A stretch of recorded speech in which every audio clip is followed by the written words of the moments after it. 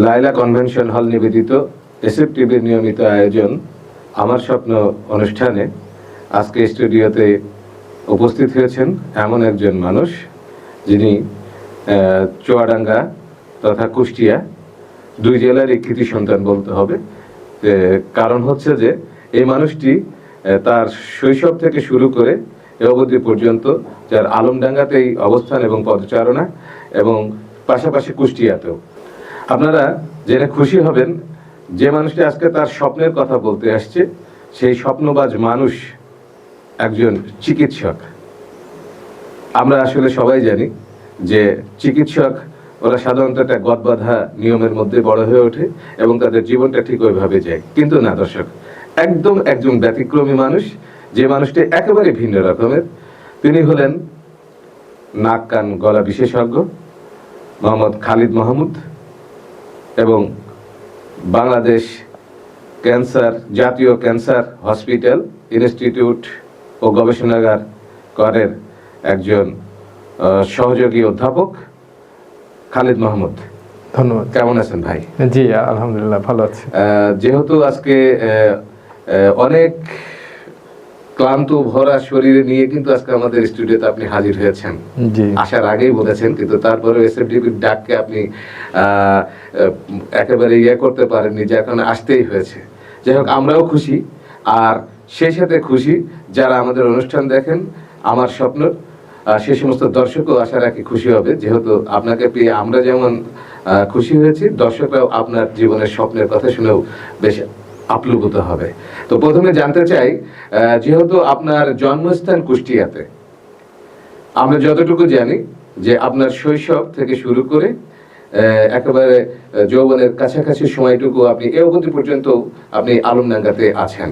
তো আসলে আপনি এই আলমডাঙ্গাতে আপনার বেড়ে ওঠা, আমরা জানতে চাই যে এই যে স্বপ্নবাজ একজন মানুষ, আপনি যে পর্যায়ে এখন আছেন সেই পর্যায়ে আসতে হলে কোনো না কোনো মানুষকে কিন্তু কোনো না কোনোভাবে স্বপ্ন দেখতে হয়, আর স্বপ্ন না দেখলে কিন্তু এই পর্যায়ে আসা যায় না।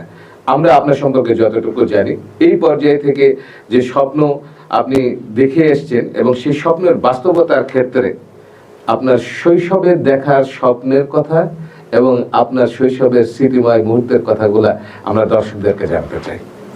ধন্যবাদ এসএফ টিভিকে যে আজকে আমাকে এই অনুষ্ঠানে আমন্ত্রণ জানানোর জন্য। যে কথা বললেন যে আমার জন্ম কুষ্টিয়া জেলাতে হলেও কিন্তু আমার বেড়ে ওঠা এবং আমার শৈশব, আমার কৈশোর এবং জীবনের বেশিরভাগ সময়ই কিন্তু আমি এই আলমডাঙ্গাতে পার করেছি। এই যে আলমডাঙ্গার মাঠ, আমি যে মাঠের কথা না বললেই না, এটিএম মাঠ, যে আলমডাঙ্গা হাই স্কুল ফুটবল মাঠ, এই মাঠে আমি খেলাধুলা করেছি। এখানকার স্কুল আলমডাঙ্গা আদর্শ প্রাইমারি স্কুল, এখানে আমি এই স্কুল থেকে বৃত্তি পরীক্ষা দিয়ে চুয়াডাঙ্গা জেলাতে প্রথম স্থান অধিকার করেছিলাম। এবং এই যে আমাদের যে এখানে যে কুমার নদ রয়েছে, এই নদে আমি গোসল করেছি এবং আমার শৈশবের অনেক স্মৃতি রয়েছে এখানে। এবং আমি আমার স্কুল আলমডাঙ্গা হাই স্কুল এবং আমার ছোটোকালের যে school Alamdanga Shishukunja preparatory school, যে স্কুলের কথা না বললেই না, এইসব স্কুলেই আমি আসলে স্কুলের পড়াশোনা করে আসলে আলমডাঙ্গাতে আমার শিক্ষা জীবন সমাপ্ত করে পরবর্তীতে আমি ঢাকাতে গমন করি। আসলে শুরুর থেকেই আমার কিন্তু আমি ম্যাথমেটিক্স বা অঙ্কের প্রতি আমার খুবই নেশা ছিল এবং আমার শ্রদ্ধেয় শিক্ষক, প্রয়াত শিক্ষক আবুল স্যারের কথা আমার খুবই মনে পড়ে। উনি আলমডাঙ্গা হাই স্কুলের গণিতের শিক্ষক ছিলেন এবং আমার শ্রদ্ধেয়জন ব্যক্তি, উনি আমার গুরুজন।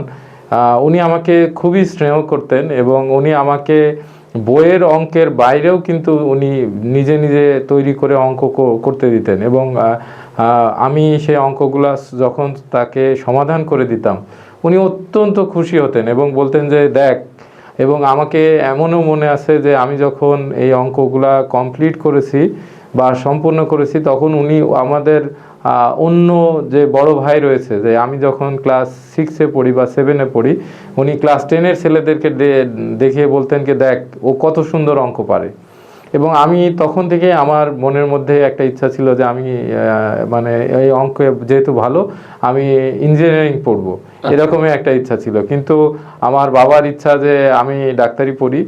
পরবর্তীতে আসলে আমার জীবনের একটা অংশে আমি যখন কলেজে পড়াশোনা করি, আমার বুয়েটের আমার শিক্ষক, উনি বুয়েটে পড়তেন তখন, হানিফ ভাই। হানিফ ভাইয়ের কথা আজকে না বললেই না। হানিফ ভাই হচ্ছেন, উনি আমার শিক্ষক ছিলেন। উনি বর্তমানে কর্মরত ছিলেন কক্সবাজার আরি অফিসের, উনি আবাসিক প্রকৌশলী হিসাবে কর্মরত আছেন। উনি আমাকে আসলে আমি ছোটকাল থেকে বেশ দুরন্ত বা চঞ্চল যাই বলি না কেন, খেলাধুলার ক্ষেত্রে খুব দুরন্ত থাকলেও কিন্তু আমি পারিপার্শ্বিক দিকে বেশ সৎ বা নিষ্ঠার সাথে আমি আমার দায়িত্ব কর্তব্য পালন করেছি। এই জন্য উনি বললেন যে দেখ, তুই প্রকৌশলী হয়ে খুব বড় কিছু হইতে পারবি না। প্রকৌশলীদের অনেক সময় আছে যে কাজের টেন্ডার বা অনেক যাবতীয় কাজে অনেক সময় অনেক লোকের সাথে কিন্তু আমরা জেনেছি যে নেগোসিয়েশন করতে হয়। বাবা খুব শাসনের মধ্যে রাখতেন, সেক্ষেত্রে একটা মধুর স্মৃতিও আমাদের জানা আছে, সেটা একটু বলবেন? হ্যাঁ হ্যাঁ হ্যাঁ। তো যেটা বলছিলাম আর কি, উনার পরামর্শেই মূলত আমি এই যে ডাক্তারি পড়তে চলে আসি। আর মধুর স্মৃতির কথা বললেন যে যেহেতু শৈশব আমার আলমডাঙ্গাতেই, তো আমি ক্রিকেট খেলতে খুবই ভালোবাসতাম। তো ক্রিকেট খেলা নিয়ে অনেক মধুর স্মৃতি আছে, যে কখন স্কুল ছুটি হবে সে সময় আমরা ক্রিকেট খেলতে যাব, এরকম একটা আছেই। তো মোটামুটি ভালোই খেলতাম সেই সময়। মনে আছে যে আমি এক সময় একটা লিগ খেলা চলছিল, সেই লিগ খেলার মাঝখানে আমি ব্যাট করছিলাম। এমন সময় আমার আব্বা, উনি মোটরসাইকেল নিয়ে ওই লিগ খেলার মাঝখানে চলে গেলেন এবং আমাকে বললেন কি, এই চলে আয়।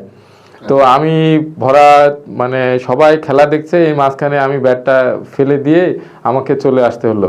তো জিনিসটা আমার জন্য বেশ বিব্রতকর ছিল, এবং আসলে বন্ধু বান্ধবদের মাঝখানে হঠাৎ করে ক্রিকেট খেলার মাঝখানে আমি ব্যাট করছি, সেখান থেকে চলে আসাটাও বেশ কষ্টকর বিষয়। তারপরেও সেখান থেকে চলে আসি, এবং এর পরের থেকেই আসলে আমার ক্রিকেট খেলাটা, তারপর থেকে আমি আর খেলি নেই, কন্টিনিউ করি নাই। এবং তারপর থেকে আসলে মানে করেছি যে না, যেহেতু লেখাপড়াই করতে হবে, তাহলে যেটা করব সেটা ভালো করেই করি। আসলে সংসারের মানে পরিবারের যে কড়া শাসন, একটা মানুষকে পূর্ণাঙ্গভাবে তৈরি করতে হলে কড়া শাসন প্রয়োজন আছে, যেটা আপনার বাবা আপনাকে করেছে। হ্যাঁ, অবশ্যই। যতটুকু আমরা জানছি আর কি, যে আপনার যে বয়স তুলনায় এবং আপনার এই পেশাগত জীবনে আসার পর থেকে যে ক্রমান্বয়ে এত দ্রুত যে প্রোগ্রেসমেন্ট, এটা আসলে কিভাবে হলো? কারণ আপনারই সাথে চাকরি করা অনেককে দেখছি যে তারা এখনো অনেকটা পিছিয়ে আছে চাকরির এজ অনুসারে। এটা আসলে সবার আগে আমি আমার সৃষ্টিকর্তা আল্লাহকে ধন্যবাদ দিব, যে তিনি আমাকে হয়তো এই কাজের জন্য উনি আমাকে চয়েস করেছেন। আসলে সকলের সব পজিশনে যাওয়ার যোগ্যতা থাকা সত্ত্বেও কিন্তু অনেক সময় যেতে পারেন না। কিন্তু আল্লাহ পাক আমাকে এখানে নিজ হাতে করেই এখানে তুলে নিয়ে আসছেন, আমি এটা বলবো। কারণ আমি যখন বিসিএসের জন্য ট্রাই করি, সেই সময় কিন্তু আমার বন্ধুবান্ধবরা বিসিএসের জন্য কিন্তু খুব বেশি চেষ্টা করেনি। আমি আমার ছাত্র জীবনের একটা ঘটনা বলি। আমি একদিন ক্যান্টিনে বসে একটা সিঙ্গাড়া খাচ্ছিলাম। আমার সিনিয়র বড় ভাইরা মিলে সবাই বিসিএসের বড় লম্বা এক ধরনের ফর্ম পাওয়া যেত, সেই লম্বা ফর্ম নিয়ে এসে সবাই পূরণ করা শুরু করেছে। তা আমি এর আগে আসলে বিসিএসের ফর্ম দেখিনি, কিন্তু ওই ফর্মটা দেখে আমি হঠাৎ করে কৌতূহলবশত জিজ্ঞেস করি, ভাই এইটা কিসের ফর্ম? বলে কি, এটা বিসিএসের ফর্ম। এটা কত বিসিএস? বলে কি 30তম বিসিএসের ফর্ম এটা। তা আমি খুব অবাক হয়ে গেলাম যে বিসিএসের ফর্ম এত বড়। আমি সবেমাত্র তখন আমি ফাইনাল প্রফেশনাল পরীক্ষা, যেটা এমবিবিএস, ওই পরীক্ষাটা দিয়েছি। দেওয়ার পরই ভাইয়াদের জিজ্ঞেস করলাম আমি কি পরীক্ষা দিতে পারবো? ওনারা বললেন যে তোর তো রেজাল্টে আউট হয়নি, তুই কিভাবে পরীক্ষা দিবি? আচ্ছা। তো আমি একটু মন খারাপ হলো, এবং আমি সিঙ্গাড়াটা শেষ করে আমি আস্তে আস্তে করে বাইরে গিয়ে আমি একটা ওই যেই পেপারে এই বিজ্ঞাপন দিয়েছে, ওই বিজ্ঞাপনটা আমি আসলে খোঁজার চেষ্টা করলাম। এবং বিজ্ঞাপনের ক খ গ ঘ এরকম অনেকগুলা ক্রাইটেরিয়ার মধ্যে একদম নিচের ক্রাইটেরিয়াতে ছিল যে যিনি স্নাতক পরীক্ষায় অবতীর্ণ হয়েছেন, তিনি অ্যাপেয়ার্ড হিসাবেও বা আবেদিত হিসাবেও ওখানে পরীক্ষায় বসতে পারবেন। আচ্ছা আচ্ছা। তখন আমার মনে হলো যে আমি তো না, এখানে তো আমি আবেদন করলে তো আমি এই পরীক্ষায় সুযোগ আছে। সুযোগ আছে। এবং আল্লাহ পাকের কি অশেষ রহমত, আমি যে এখন চাকরি করতেছি আমি কিন্তু সেই আবেদিত। আচ্ছা এবং আমার ভাই এবং আমার সিনিয়র যারা আমার সাথে পরীক্ষা দিয়েছেন, তারা কিন্তু কেউই এখন আমার সাথে চাকরি করেননি বা তারা চাকরি পায়নি। আচ্ছা, কিন্তু আমি তাদের কাছ থেকে শুনেই কিন্তু আমি সেই চাকরি এখন সেখানেও একটা স্বপ্ন ছিল। এখানে অবশ্যই স্বপ্ন ছিল। এবং যখন আমি ডাক্তারি পড়েছি তখন আমার ইচ্ছা ছিল যে আমি আসলে গ্রামীণ জনগোষ্ঠীর পাশে থাকবো এবং প্রান্তিক জনগোষ্ঠীর স্বাস্থ্যসেবার সাথে আমি নিজেকে জড়িত রাখবো, এটা আমার সবসময়ই ছিল। সেক্ষেত্রে আমি আমার প্রয়াত আমার মানে আমি যাকে ফলো করেছি, যে আমি প্রয়াত চিকিৎসক আলমডাঙ্গার সুনামধন্য চিকিৎসক ডাক্তার শাফেদ কাকার কথা না বললেই না। ওনাকে আমি আসলে খুব মনে প্রাণে ওনার চিকিৎসা পদ্ধতি বা ওনাকে দেখে আমি বেশ অনুপ্রাণিত হতাম, সত্যি তাহলে কথা। আমি ধরে নিতে পারি যে আসলে গোটা জীবনের যে শুরু থেকে অবধি পর্যন্ত একটা একটা স্বপ্ন দেখা হয়েছে, একটা একটা বাস্তবায়িত হয়েছে। হ্যাঁ, হ্যাঁ। আচ্ছা, এই স্বপ্নের মধ্যে আসলে এমন কাউকে নিয়ে কি কখনো স্বপ্ন দেখা হয়েছে যা পাওয়া হয়নি বা পাওয়া হয়েছে? আমরা দর্শকদের একটু জানাতে চাই যে আপনার এই বৈচিত্র্যময় জীবনের সাথে এমন কোন স্বপ্ন দেখেছেন কিনা, যে স্বপ্নটা অন্তত একটা নারীকে কেন্দ্র করে। সবসময় যে নারীকে কেন্দ্র করেই যে এই স্বপ্ন হবে বিষয়টা এমন না। আসলে স্বপ্ন তো অনেক অনেক কিছু থাকে, যেমন না, আমার প্রশ্নটা হচ্ছে যে নারীকে কেন্দ্র করেই। হ্যাঁ, নারীকে কেন্দ্র করে তো অবশ্যই। যে আমার সহধর্মী রয়েছেন তাকে তো আমি মনে প্রাণে চাইতাম, বা তাকে কেন্দ্র করে অনেক জীবনের অনেক স্মৃতি রয়েছে। আচ্ছা, স্মৃতি রয়েছে। যদি মজার ঘটনা যদি বলতেন। না, এমনি তার সাথে আসলে আমার পরিচয় মেডিকেল কলেজেই, তার সাথে আমার পরিচয়। এবং বর্তমানে আমরা বিবাহ বন্ধনে আবদ্ধ আছি। আচ্ছা, এবং স্মৃতি অনেক কম বেশি স্মৃতি আছে, তবে তার মধ্যে ভালো লাগার স্মৃতি হচ্ছে যে সে আমার এই যে আমি যে প্রথমবার যে বিশেষ পরীক্ষা দিয়েছিলাম, সেই বিশেষ পরীক্ষাতে সবচেয়ে বেশি উৎসাহ এবং সবচেয়ে বেশি যে আমার পাশে থেকে যে আমাকে উৎসাহ দিয়েছে সে আমার সহধর্মিণী। এই স্মৃতিটা তো অবশ্যই আমাকে মানে মনে রাখার মতো। আচ্ছা, আচ্ছা। অর্থাৎ স্বপ্নের রাজকুমারী সবসময় পাশেই পেয়েছেন, পাশে থেকেই আপনার স্বপ্ন বাস্তবায়ন করার ক্ষেত্রেও সেখানেও স্বপ্নের রাজকুমারী আপনার সাথে সঙ্গ দিয়েছে। জি, জি। যাই হোক, ঘটনা হচ্ছে যে ভাই, যে আমাদের দেশের যে বর্তমান যে চিকিৎসা ব্যবস্থা, বিশেষ করে আমরা যতটুকু জানি যে বাংলাদেশে যে ক্যান্সারের রোগীদের জন্য চিকিৎসা ক্ষেত্রে যে 38,000 কোটি টাকা বরাদ্দ দেওয়া হয়, যদি আমার ভুল না হয়। তো সেই ক্ষেত্রে বাংলাদেশের মানুষের ক্যান্সারের চিকিৎসা দেওয়ার জন্য কি যথাযথ বরাদ্দ কি এই ডিপার্টমেন্টটা পায়? খুবই গুরুত্বপূর্ণ একটা প্রশ্ন করেছেন। আসলে আমাদের যে চিকিৎসা পদ্ধতি রয়েছে, এই পদ্ধতিটাকে আমরা আসলে দুইটা ভাগে ভাগ করতে পারি। একটা হচ্ছে যে প্রিভেন্টিভ মেডিসিন, আর একটা হচ্ছে যে কিউরেটিভ মেডিসিন। প্রিভেন্টিভ মেডিসিন হচ্ছে যে রোগ ঘটার আগেই যদি তাকে আমরা প্রতিরোধ করতে পারি। ধরেন আপনার উদাহরণস্বরূপ আমরা বলতে পারি যে আপনি যদি ধূমপান না করেন তাহলে আপনার জন্য লাং ক্যান্সার হবে না, মানে ফুসফুসের ক্যান্সার হবে না। তাহলে আমরা যদি প্রচারণায় আনতে পারি যে ধূমপান করা যাবে না, তাহলে কিন্তু আমরা লাং ক্যান্সারকে প্রতিরোধ করতে পারছি। এটা হচ্ছে যে প্রিভেন্টিভ মেডিসিন। আরেকটা হচ্ছে কিউরেটিভ মেডিসিন, যেটা একজনের লাং ক্যান্সার হয়ে গিয়েছে তাকে আমরা কিভাবে চিকিৎসা দিব। তো সেক্ষেত্রে আসলে আমাদের যে জনগোষ্ঠী বা যত জনগণ আমাদের আছে, সেখানে আসলে যে যতটুকু বরাদ্দের প্রয়োজন হয়, আসলে আমাদের এমন অবস্থা যে আমাদের মাথা ঢাকতে গেলে কিন্তু পা আলগা হয়ে যায়, এরকম একটা অবস্থা। সেখানে আসলে বাজেট অনেক বেশি করা উচিত।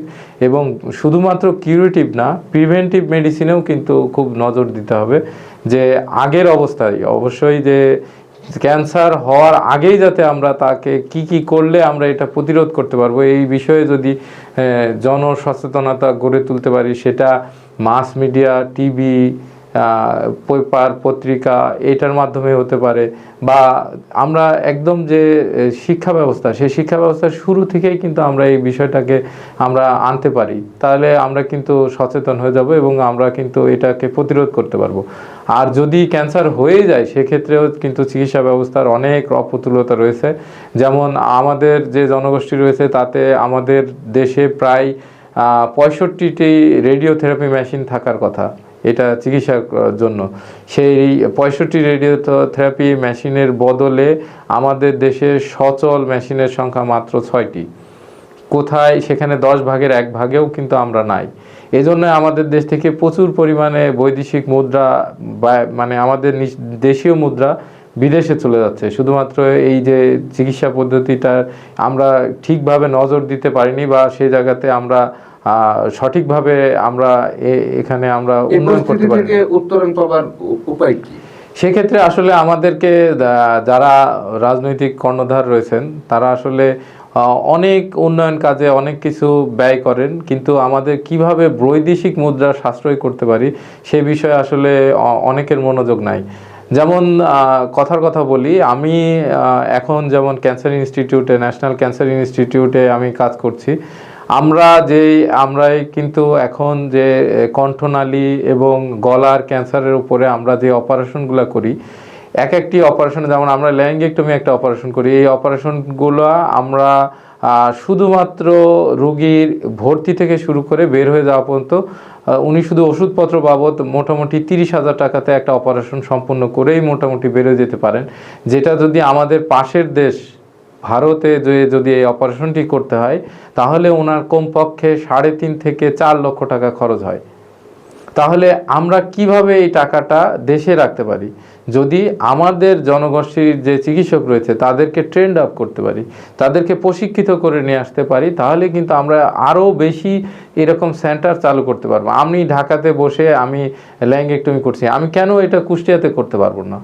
কুষ্টিয়াতে সেই ফ্যাসিলিটিস অ্যাভেলেবল করলে এবং যদি আমি চিকিৎসককে সেইভাবে আমি সেইভাবে তাকে শিখিয়ে নিয়ে আসতে পারি, সেই অপারেশনটি কুষ্টিয়াতে করা সম্ভব। সেক্ষেত্রে শুধুমাত্র রাষ্ট্রযন্ত্র যদি একটু সুদৃষ্টি দেয়, অবশ্যই যদি তারা চিন্তা করে যে এটাকে এগিয়ে নিয়ে যাওয়ার জন্য সবাই মিলে যদি কাজ করে তাহলে হয়তো এখান থেকে উত্তরণ পাওয়ার একটা সুযোগ আছে। অবশ্যই দিন দিন কিন্তু আমাদের দেশে দেখতেই পাচ্ছি যে ক্যান্সার রোগের সংখ্যা কিন্তু দ্রুত বাড়ছে, বৃদ্ধি পাচ্ছে।